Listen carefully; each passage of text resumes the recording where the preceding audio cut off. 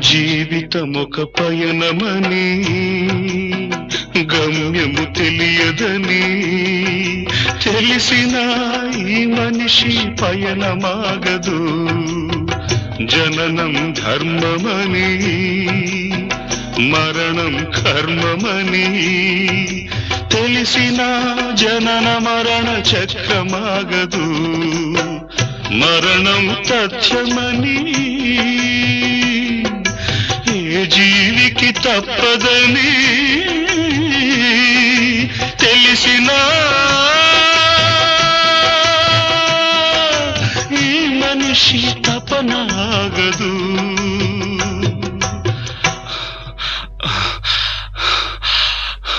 ఈ బ్రతుకు తపనాగదు.